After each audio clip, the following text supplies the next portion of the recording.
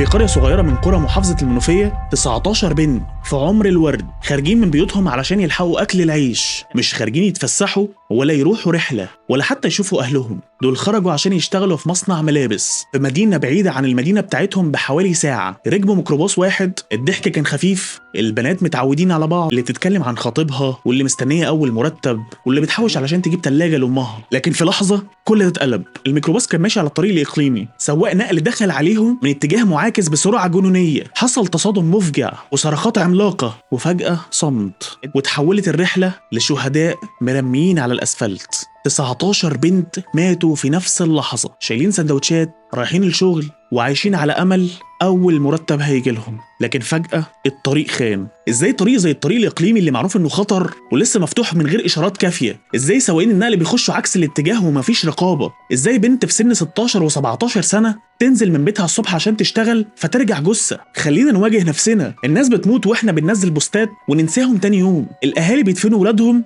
واحنا نرجع للروتين. بس فين التغيير؟ فين الوقفة؟ انت لو بتسمعني دلوقتي شارك القصة مش عشان الترند، شارك القصة علشان نحمي اللي جاي. والسكوت هو جريمة والصوت أمل.